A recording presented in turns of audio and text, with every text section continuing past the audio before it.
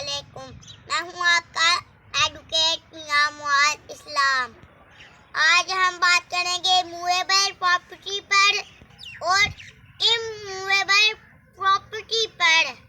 मनकूला जायदाद क्या होती है और गैर मनकूला जायदाद क्या होती है, और आज हम बात करेंगे रेमेडी क्या होती है। कोर्ट रूम मतलब कमरा, अदालत पर बात करेंगे। कोर्ट रूम में कितने अहलकार होते हैं और वो क्या क्या काम करते हैं।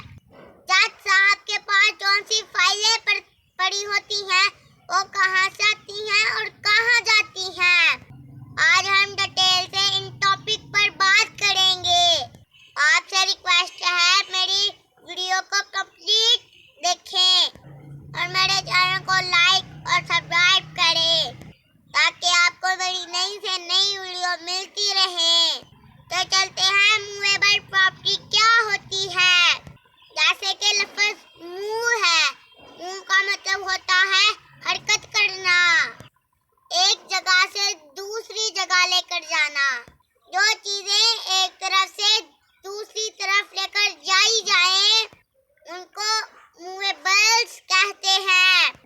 ऐसी प्रॉपर्टी जो एक जगह से दूसरी जगह शिफ्ट हो जाए मूवेबल प्रॉपर्टी कहलाती है, और उर्दू में इसको मनकूला जायदाद भी कहते हैं। मनकूला जायदाद की भी वही तारीफ है जो मूवेबल प्रॉपर्टी की है। मतलब मनकूला जायदाद ऐसी जायदाद को कहते हैं जो एक जगह से दूसरी जगह शिफ्ट की जाए। कार, बस, ट्रैक्टर, ऐनक, पेंसिल, सरिये, बजड़ी, इस तरह की चीजें मूवेबल प्रॉपर्टी कहलाती हैं, मतलब मनकूला जायदाद कहलाती हैं। अब चलते हैं इमूवेबल प्रॉपर्टी की तरफ, मतलब गैर मनकूला जायदाद की तरफ। इमूवेबल प्रॉपर्टी ऐसी प्रॉपर्टी होती है जो एक जगह से दूसरी जगह शिफ्ट ना हो सके। मसलन जमीन के साथ जो चीजें अटैच हैं, और जमीन भी गैर मनकूला जायदाद है। मकान और बिल्डिंग इमूवेबल प्रॉपर्टी में आती हैं। ये सारी प्रॉपर्टी गैर मनकूला कहलाती है। अब चलते हैं रेमेडी की तरफ, मतलब दाद रसी। रेमेडी को आप आसान अल्फाज में इलाज भी कह सकते हैं। मतलब किसी ने आपको नुकसान पहुंचाया, आप ज़हनी और जिस्मानी तौर पर जख्मी हुए, आप जज साहब के पास जाएंगे। जज साहब, मेरा नुकसान हुआ है, मुझे रेमेडी दें, मेरी दाद रसी करें, मेरी मदद करें, मेरी जो रेमेडी बनती है मुझे वो दें। अब चलते हैं कोर्ट रूम की तरफ, मतलब कमरा अदालत की तरफ। कोर्ट रूम में जो सबसे जरूरी शख्स है वो जज साहब है। अगर जज साहब अदालत में ना बैठे तो फिर तारीख पर तारीख, तारीख पर तारीख पड़ती रहेगी। जज साहब की लेफ्ट साइड पर जो शख्स बैठा होता है उसको स्टेनोग्राफर कहते हैं। जज साहब जो भी कहते हैं वो लिखा जाता है।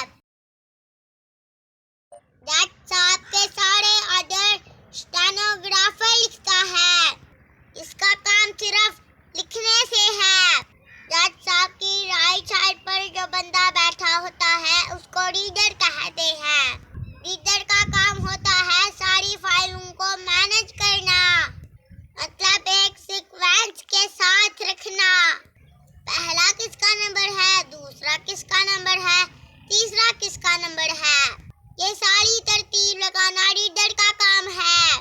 आपने अदालत में देखा होगा लोग अक्सर आकर रीडर के काम में सरगोशियां करते हैं और पूछते हैं सर की नंबरी रीडर साहब केड़ी तारीख पाई जे, कोई 2-3 महीने ते गडाओ साढ़े की कीता जे, सिर्फ 2 हफ्ते दी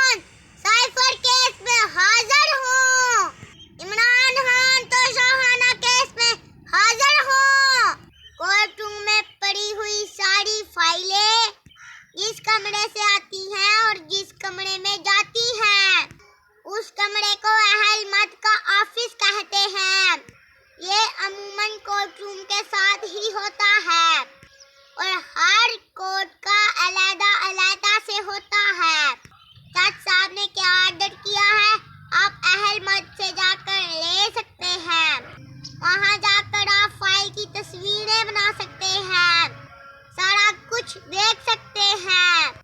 लेकिन ऐसा सिर्फ वो लोग कर सकते हैं जिनके पास बाबा कायदे-आज़म होता है। आप बाबा कायदे-आज़म के बगैर अहल मत से कुछ भी नहीं ले सकते। बगैर बाबा कायदे-आज़म के आपने कुछ लेना है तो आपको नकल फॉर्म फिल करना पड़ेगा और 6 से 8 दिन तक इंतजार करना पड़ेगा। फिर जाकर आपको ऑर्डर की कॉपी मिलेगी। मुझे उम्मीद है आपने आज की वीडियो से भी बहुत कुछ सीखा होगा। अगर आप कानून के बारे में इंफॉर्मेशन चाहते हैं तो प्लीज मेरे चैनल को लाइक और सब्सक्राइब करें। Thank you very much. हाफिज, बाय बाय, टाटा।